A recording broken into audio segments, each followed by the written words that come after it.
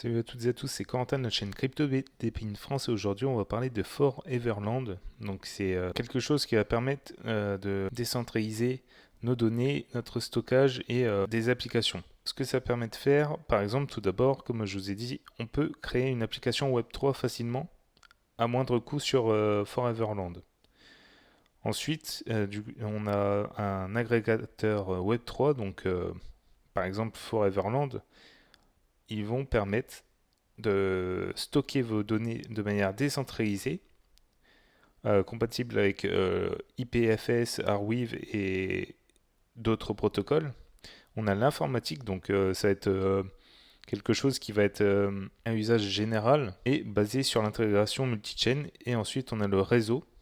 Donc, en fait, ça va permettre d'accélérer mondialement le réseau qui est basé justement sur des nœuds de passerelles. Donc plus il y aura de passerelles, de nœuds de passerelles, plus le réseau sera rapide. Donc on voit un peu la famille entre guillemets de Foreverland. Donc là, qu'est-ce que Foreverland, donc c'est un cloud computing Web3 comme je vous ai dit. Et en fait, ça vise à aider les utilisateurs à passer en douceur du Web 2 au Web 3. Donc c'est vrai que il faut aider maintenant le monde entier à essayer de passer au Web 3, essayer de l'initier au Web 3, ce qui n'est pas si simple. Et c'est pour ça que Foreverland est ce qu'il est tout simplement. Donc pourquoi choisir Foreverland? Donc ils expliquent comme quoi que c'est la solution unique pour la création de d'app. Donc ça je suis pas très sûr, mais avec les projets que je vous ai présentés, on en a quelques-uns qui permettent la création d'applications décentralisées. Ça fournit des ressources de plusieurs écosystèmes. C'est compatible avec les environnements de développement traditionnels, donc tout ce qui est traditionnel, tout ce qui est Web 2 par exemple. Et puis en fait, on va pouvoir exécuter sur n'importe quelle blockchain. On a l'hébergement web et ça va du coup aider les développeurs à héberger des sites web ou des applications décentralisées sur plusieurs protocoles, donc comme IPFS ou Arweave, comme je vous ai dit. Et en fait, ces utilisateurs-là vont pouvoir éventuellement être récompensés.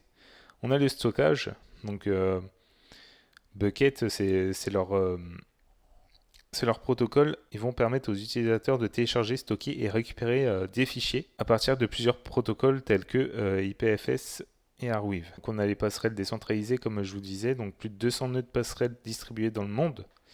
On a paiement sur plusieurs chaînes et plusieurs caractéristiques supplémentaires.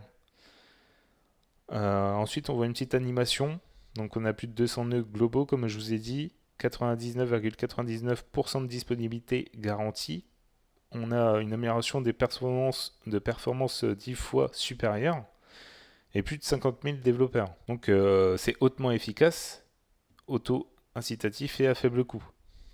On a plusieurs partenaires, donc IPFS, Arweave, Polygon, Ocasi, etc., etc.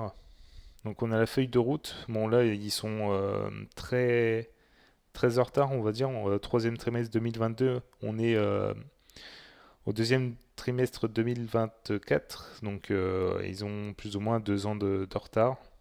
Donc à voir ce qu'ils vont faire sur ce bull run là. Donc on va passer sur leur Twitter. Leur Twitter, 160 000 abonnés, donc ils sont assez connus. Ils sont suivis par Filecoin. Et du coup, ils sont assez actifs sur leur réseau. Donc c'était tout pour ce projet-là. J'espère que vous avez compris. Je vous mets les liens dans la description. À bientôt pour une nouvelle vidéo. Et surtout, ceci n'est pas un conseil en investissement. Je vous présente juste un projet.